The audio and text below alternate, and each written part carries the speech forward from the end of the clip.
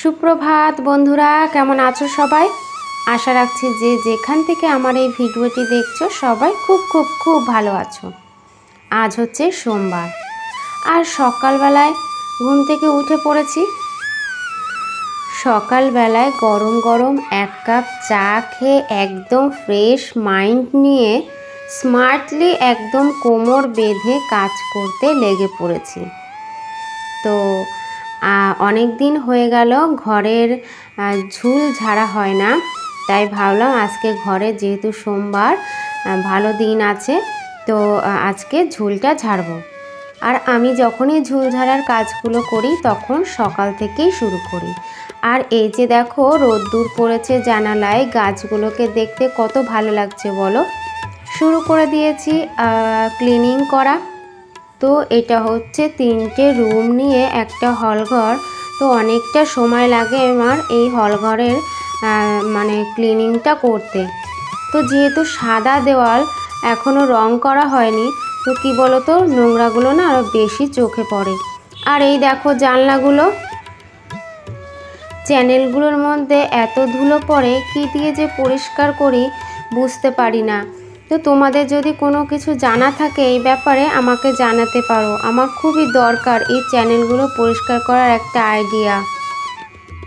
তো আমি ওই হার্ডওয়্যারের দোকান থেকে একটা 10 টাকার এই যে রং করা তুলি কিনে এনে এইভাবে কিছুটা কিছুটা আর কি ময়লা ওই ঝুল ঝাড়ার দিন করে ফেলি আর কি। আর এই দেখো ওই চ্যানেলের মধ্যে একটা টিকটিকি ডিম ছিল, সেটা পড়ে গিয়ে ফেটে গেছে। একটা পরিপক্কই ডিম, আমি জানতাম না। তো যাই হোক পড়ে গিয়ে ফট করে ফেটে গেল, তো দেখছি ওটা নড়ছিল। তারপরে দেখো দেখতে দেখতে দেখলাম পুরো একদম পুষ্ট একটা বাচ্চা। তো কত নড়বড়ে মানে নড়ছে দেখো বাচ্চাটা। তো ওটাকে আবার বাইরে ফেলে দিয়েছিলাম। তো মানে টিকটিকি ভীষণ ঘরের মধ্যে নোংরা করছে। আর এদিকে হলঘরের ঝুলটা ঝাড়া হয়ে গেছে, আর এই হলঘরটা আগে ঝাড় দিয়ে নেব, কারণ এটা থেকে সবসময় সবাই যাতায়াত করে। তো এইটায় নোংরা পড়ে থাকলে চারিদিকে ধুলোগুলো ছড়িয়ে যাবে, যার জন্য এটাই আগে ঝাড় দিয়ে নিচ্ছি। আর এই হলঘরটা ঝাড় দিতে গেলে আমার অনেকটা সময় লাগে।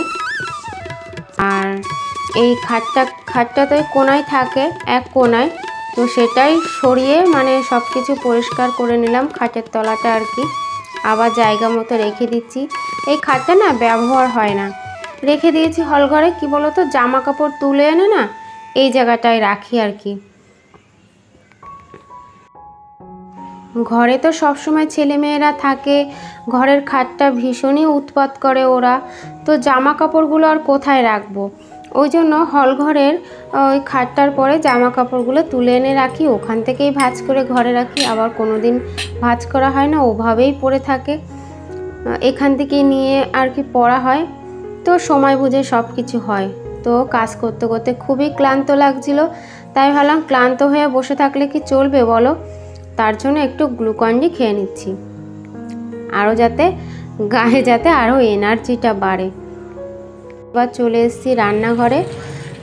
তার মাঝে না পাশে দুটো মানে ঠাকুর ঘরটা আর হচ্ছে মানে এই পাশে একটা ছোট রুম আছে, তো এই দুটো রুমের ঝুলটাও ঝেড়ে নিতে চাই। দুটো রুমে ঝুল হয়নি, তবুও একটু হালকা করে একটু মানে ও লাঠিটা একটু চারিদিকটা ঘুরিয়ে নিলাম। তো কোথাও যদি ছোটোখাটো ঝুল হয়ে থাকে সেগুলো চলে আসবে বলো। তো যাই হোক এবার এসছে এই যে না কালকে রাত্রে তো রুটি করেছিলাম, সেই রুটি কিছুটা রয়েছিল, তো সেটাই ভাবছি একটু তেল দিয়ে ভেজে নিই। আর এই যে তেলটা দেখো, এটা পোড়া তেল, মানে তার আগের দিন আবার ওই যে পকোড়া করেছিলাম সেই তেলটাই রয়েছে, সেই তেলের মধ্যেই ভেজে নিলাম। আর এই যে খাবে বলে এখন বোতলে জল ভরছি, মানে ওরা সকালে ভাত খাবে, মেয়েটা স্কুলে যাবে। তো চলো কাজ বাজ আর কি বলবো, খাওয়া দাওয়া সারি। আর এদিকে দেখো আমরা খাচ্ছিলাম, আর এই ফাঁকে হচ্ছে আমরা খেয়ে দিয়ে তারপরে হচ্ছে বাবুকে খাওয়াই মানে কি আবার কখনো কখনো বাবুকে আগে খাইয়ে দিই। তো ওকে তো সকালবেলায় হচ্ছে ছাতু খাওয়াই, তো ছাতুটা ওই 8:30টার দিকে খাওয়ানো হয় আর কি। আর আমরা তো ভাত খাই 10টায়, তো ওকে 10:30 11টার দিকে খাওয়ালেও সমস্যা হয় না। তো কি বলো তো ঘন ঘন খাওয়ালে না আবার পেটে কেমন যেন একটা গ্যাস মতো হয় আর কি, খেতে চায় না। ওই জন্য না একটু ভারে ভারে খাওয়ায় আর কি। আর এখন বড় হয়ে গেছে তো খিদে পেলে যাই হোক কিছু মানে চাইলে খেতে পারে আর কি। তো যাই হোক, এই যে দেখো ঝলমলে রোদ দেখে চলে এসেছি ছাদে এসে এক গামলা মানে আগের দিন বিকেলবেলায় কেচে রেখেছিলাম, তো যাতে সকালবেলায় মেলতে পারি। আর আমি মাঝে মাঝেই এরকম করি, বিকেলের দিকেও কাচি, কোনো দিন সকালের দিকেও কাচি, সময় বুঝে আর কি। তো এই যে অনেক জামা কাপড় মেলে দিলাম রোদ্দুরে। আর যাই হোক বেশিরভাগ জামা কাপড়ই শুকিয়ে গেছিলো, মাঝে আবার একটু মেঘ করেছিল, তুলে এনে আবার ভেতরে রেখে দিয়েছি। তো এই বর্ষায় না ছেলে মেয়েদের জামা কাপড়গুলো শুকাতে চায় না, এত মানে অসুবিধা হয়। আমরা বড়রা যেমন তেমন, ওদের ছোট ছোট জামা কাপড়গুলো এত হয়ে যায় কি বলবো। ওদের জামা কাপড়ই বেশি, ছেলে আর মেয়ের জামা কাপড়ই বেশি, আমাদের জামা কাপড় কম। তো যাই হোক এখন হচ্ছে জামা কাপড়টা মেলাও হয়ে গেছে। আর দেখো কত জামা কাপড়। ও পাশে কিন্তু রেলিংও মেলে দিয়েছি জানো, সেটা তোমাদের দেখালাম না। আর এদিকে রোদ্দুরে কিছুটা মাটি মানে তুলে রেখে রোদ্দুরে শুকাতে দিয়েছি। ওই আগের দিন কিছু গাছ এনেছিল, ওগুলো পোতা হয়নি বর্ষার জন্য, সেগুলো পুঁতবো। আর এই যে এবার বাজার থেকে না রুই মাছ নিয়ে এসেছিলো আজকে একটা গোটা, তো ওর বাবাই কেটে দিয়েছিল মাছটা। আর এই যে এখন ভাজতে বসিয়ে দিয়েছি। তো হচ্ছে কি জানো, ওই ওল আগের দিন ওই যে গাছের থেকে মানে নিচের থেকে ওল তুলেছিল, সেই ওল অর্ধেকটা ছিল, তো সেই ওল দিয়ে বললো রুই মাছটাকে রান্না করতে, তাই সেই ওল দিয়েই রান্না করছি মশলা টশলা দিয়ে।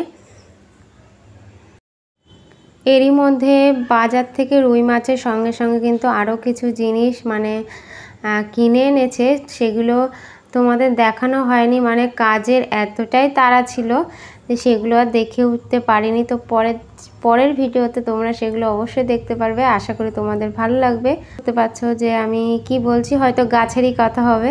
হ্যাঁ, গাছেরই জিনিসপত্র, গাছ টাছ আরও কিছু কিনে এনেছে। তো এই যে মাছের ঝোলটা ফুটে উঠেছে, আর হচ্ছে এখন মাছগুলো দিয়ে নামিয়ে নেব। তো আজকেও সেই ছোট্ট ব্লগ, আজ কয়দিন ধরে ছোট্ট ব্লগ দিচ্ছি, আর পেরে উঠছি না বুঝলে। আর একটা ভিডিও না বেশিক্ষণ দেখাতে আমার ভালোও লাগছে না। তো যাই হোক মাছের ঝোল হয়ে গেছে। তো আজকের ভিডিওটা কিন্তু এটুকু, তোমাদের কেমন লাগলো সেটা কিন্তু অবশ্যই জানিও।